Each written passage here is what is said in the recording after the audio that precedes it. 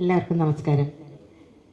എനിക്ക് ഇങ്ങനൊരു ഡിസീസ് ഉണ്ടെന്നോ അല്ലെങ്കിൽ ഇതിന് ഇങ്ങനൊരു പേരുണ്ടെന്ന് പോലും എനിക്ക് ആദ്യം ഡോക്ടറെ അടുത്ത് വരുമ്പോഴാണ് ഞാൻ അറിഞ്ഞത്. ഒരു 2 വർഷം മുൻപാണ് ഈ ഡോക്ടറെ അടുക്കൽ ആദ്യമായിട്ട് വരുന്നത്. അപ്പോൾ ഡോക്ടർ സർജറി പറഞ്ഞെങ്കിലും ആ ഒരു സമയത്ത് നമ്മളതിന് പ്രാപ്തയല്ലായിരുന്നു. മെൻ്റലി ഞാൻ ഒട്ടും വില്ലിങ് അല്ലായിരുന്നു.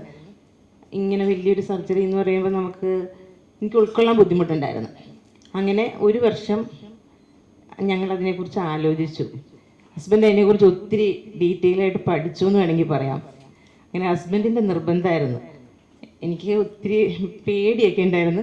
പക്ഷേ ഇല്ല, അത് ചെയ്തേ പറ്റുള്ളൂ, ഇല്ല ഇനിയും ബുദ്ധിമുട്ടുകൾ കൂടും, അങ്ങനെയൊക്കെ പറഞ്ഞു കഴിഞ്ഞപ്പം ഞാൻ ഓക്കെ ചെയ്യാം എന്നുള്ളൊരിതായി.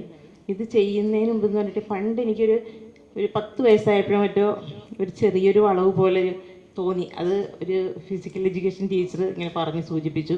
പിന്നെ എനിക്കതിൻ്റെ പ്രോബ്ലംസ് ഒന്നും തോന്നിയില്ല. ഞാൻ സ്ട്രെയിറ്റ് ആയിട്ട് തന്നെയാണ് എല്ലാവർക്കും തോന്നിയിരുന്നത്.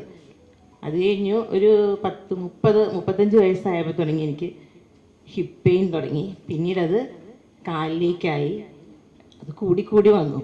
ഒരു 4 വർഷത്തിന് മുൻപ് അല്ലെങ്കിൽ ഒരു 4 വർഷത്തിനിടയ്ക്കാണ് ഈ കേവ് ഇത്രയും ഒരു വിസിബിളായിട്ട് അറിയാൻ തുടങ്ങിയത്. പക്ഷെ ഒരാളും എന്നോട് ചോദിച്ചിട്ടില്ല. ഹസ്ബൻഡിനോട് ചോദിച്ചു, എന്തെങ്കിലും ആക്സിഡൻറ്റ് പറ്റിയോ ഇതിനിടയ്ക്ക്, അങ്ങനെ വല്ലതും വന്നാണോ, അങ്ങനെയൊക്കെ ചോദിച്ചു.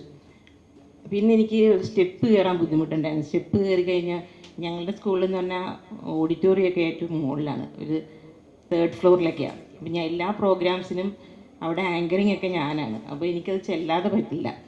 അവിടെ ചെന്ന് കഴിഞ്ഞാൽ ഒരു 5 മിനിറ്റ് ഞാനവിടെ ഇരിക്കും. അത്രയും ബ്രീതിങ് പ്രോബ്ലം ഉണ്ടാകുമായിരുന്നു. പിന്നെ രാത്രിയാണെങ്കിലും പകലൊക്കെ ഞാൻ എങ്ങനെയും നടക്കും. കിച്ചണിലൊക്കെ ഒരു അരമണിക്കൂർ പോലും എനിക്ക് നിൽക്കാൻ പറ്റില്ല. അപ്പോൾ എനിക്ക് ഇരിക്കണം. പെയിൻ, പാരസെറ്റാമോൾ കൊണ്ടാണ് ഞാൻ ജീവിച്ചത്. അത് ഇനി രാത്രിയാണെങ്കിലും കിടന്നുറങ്ങും. ഒരുറക്കം കഴിഞ്ഞാൽ പിന്നെ ഞാൻ എഴുന്നേറ്റ് ഇരിപ്പ്, നടപ്പ്, അങ്ങനെയാണ്. നിവർന്ന് എനിക്ക് കിടക്കാൻ പറ്റില്ല. അത്രയും പെയിനായിരുന്നു. എന്നിട്ട് പല ഓർത്തോസ്, ന്യൂറോ സർജൻസ് അങ്ങനെ പലരെയും കാണിച്ചു. പക്ഷേ സ്പൈൻ്റെ ഡോക്ടറെ കണ്ടിട്ടില്ല ഒരിക്കലും. അത് ആദ്യം വന്നത് കൃഷ്ണകുമാർ ഡോക്ടറെ അടുക്കലാണ്. ശരിക്കും പറഞ്ഞാൽ ഇപ്പം എനിക്ക് സുഖമായിട്ട് ഉറങ്ങാൻ രാത്രി. പിന്നെ എല്ലാം ഓക്കെ ആയി വരുന്നു. പിന്നെ ഏജായതിൻ്റേതായൊരു ബുദ്ധിമുട്ടുകളൊക്കെ ഉണ്ടായിരുന്നു. ഒരു മാസം ഒക്കെ കഴിഞ്ഞ് 3 മാസത്തേക്ക് വിസിറ്റേഴ്സ് ഒന്നും പാടില്ല എന്ന് ഞങ്ങൾ തന്നെ, ഡോക്ടർ ആദ്യം 1 മാസമാണ് പറഞ്ഞിരുന്നത്. ഞങ്ങൾ തന്നെ എല്ലാവരോടും പറഞ്ഞ് ആരും വരരുത്, പേടിയുണ്ടായിരുന്നു ഇത്രയും പ്രായമൊക്കെ ഉള്ളതുകൊണ്ട്. ആകെ ഞാൻ, ഹസ്ബൻഡ്, മോള്, എൻ്റെ അച്ഛനും അമ്മയും, അത്രയും മാത്രം. പുറത്തുനിന്ന് ഒരാൾ പോലും അങ്ങോട്ട് വരില്ലായിരുന്നു. ഞങ്ങൾ കിടക്കുന്ന റൂമിലേക്ക് അച്ഛൻ പോലും കയറില്ലായിരുന്നു. അത്രയും സൂക്ഷിച്ചിരുന്നു എല്ലാവരും. പിന്നെ ഒരു 2 മാസമൊക്കെ ആയപ്പോൾ പയ്യെ ഞാൻ മോളെ പിടിച്ച് നടക്കും. അങ്ങനെ ഞാനൊരു റോഡ് സൈഡിൽ തന്നെ വീട്. അപ്പോൾ ഗേറ്റിൻ്റെ അവിടെ വരെയൊക്കെ നടന്നു ചെല്ലുമ്പം അവിടെയുള്ളവരൊക്കെ കാണുമല്ലോ, എല്ലാവർക്കും അറിയാൻ. അപ്പോൾ ഇങ്ങനെ അവർ ചോദിച്ചു, ഇപ്പം കുഴപ്പമില്ലല്ലോ, എന്തേ ഇത് നേരത്തെ ചെയ്യാതിരുന്നതെന്നൊക്കെ ചോദിച്ചു. പക്ഷേ ഇങ്ങനൊരു പലയിടത്തും കാണിക്കുമ്പോൾ ഇതിനൊന്നും ചെയ്യാനില്ല എന്നാണ് എല്ലാവരും പറഞ്ഞത്. അപ്പം ഇങ്ങനൊരു പോസിബിലിറ്റി ഉണ്ട് എന്നുള്ള കാര്യം നമുക്കറിയില്ലായിരുന്നു. അപ്പോൾ അങ്ങനെ ഇതിങ്ങനൊരു ഒത്തിരി വ്യത്യാസം ഉണ്ടായിരുന്നു എൻ്റെ ശരീരത്തിന് ഇതിന് സർജറിക്ക് മുൻപ്. പക്ഷെ ഒരാൾ പോലും എന്നോട് ചോദിച്ചിട്ടില്ല. അപ്പോൾ അതുകൊണ്ട് തന്നെ എനിക്ക് ഇങ്ങനെ ഒരു ഇഷ്യൂ അതെന്നെ അത്ര ബോധർ ചെയ്തിട്ടില്ല. പിന്നെ പെയിൻ വരുമ്പോഴാണ് ഞാനിത് അറിയുന്നത്. ശരിക്കും പറഞ്ഞാൽ ഇത് ചെയ്യണം. പിന്നെ ഞാൻ ഏജ് ആയതുകൊണ്ടാണ് എനിക്ക് തോന്നുന്നു ഇത്രയും ബുദ്ധിമുട്ടൊക്കെ അതുകൊണ്ടായിരിക്കാം വന്നത്. ഇത് ചെറുപ്പത്തിൽ ചെയ്യുന്നവർക്കൊന്നും ഒരു ബുദ്ധിമുട്ടില്ല. ഞാൻ പലരെയും വിളിച്ച് ചോദിച്ചു, അവരൊക്കെ പെട്ടെന്ന് റിക്കവറി ആയവരാണ്.